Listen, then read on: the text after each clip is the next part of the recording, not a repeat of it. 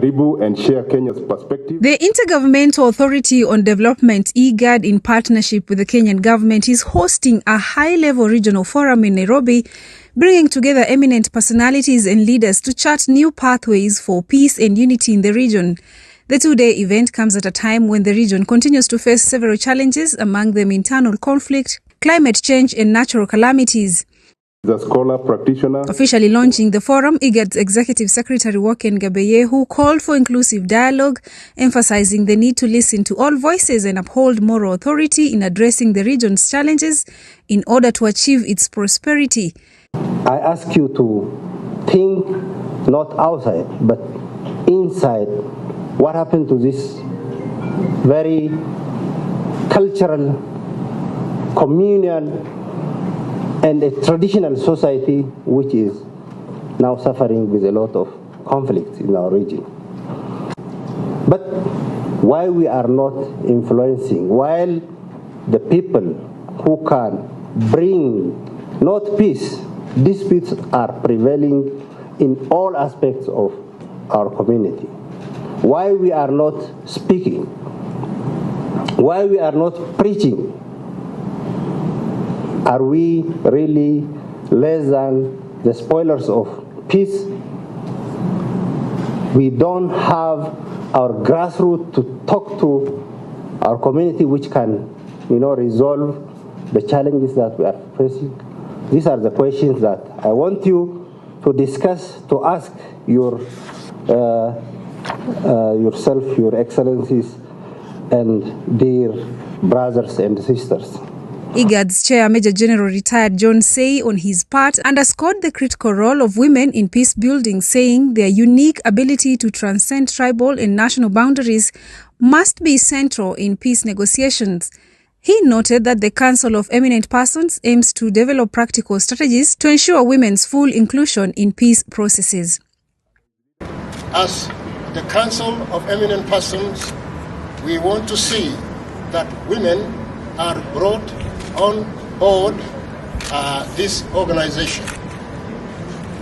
I'm very pleased to hear that the Kenyan government has already pioneered, and I suppose even other member states have seen the need of bringing women into this fold of being peacemakers in the region. Assuring government support for IGAD's Peace Initiative, Gender and Culture Cabinet Secretary Hannah Cheptumo emphasized the need for gender inclusion, community involvement, and the importance of cultural values in shaping short and long-term solutions. We are trying to look at how we can balance, how we can use culture to influence the way we are looking at life now, how things used to be done before, how we used to relate with one another in the society, how we used to be, how we used to respect elders, how we respect order, how we take care of the young people, the culture that needs to be inculcated in the lives of the children from a very young, early age. But we need to still be able to know that we are the nurturers, we are the people who take care of the society. Fathers also need to play their roles, need to affirm their sons and be able to tell them they matter and they are very important in their society. On his part, Principal Secretary for Diaspora Affairs Korir Sing'Oei echoed the call for collaborative approaches, which he noted should be rooted in regional experiences and shared heritage. The United Nations Charter itself proposes that the use of force is prohibited.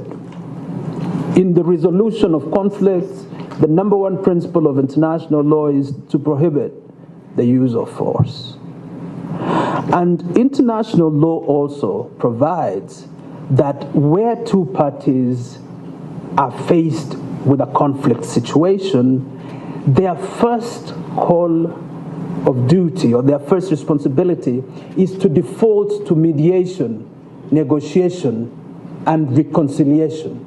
Renowned athlete and peace ambassador Catherine Dereba stressed that the full inclusion of women in peace building could offer faster and more sustainable solutions to ongoing conflict in Horn of Africa. One thing I believe in is that when we have those sportsmen and women, once they get to win, they have our flag lays high. And once the flag is going high, we don't normally distinguish whether it is a Kikuyu who is flagging that flag, or it's a Kalenjin, or it's a Marian, or it's a Luo. It is a Kenyan.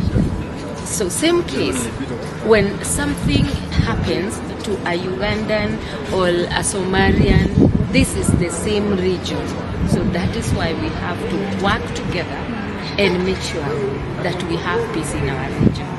The forum seeks to develop actionable outcomes that not only strengthen regional cooperation, but also recognize and elevate women as key agents of peace. For Eastleigh Voice, I'm Zainab Said.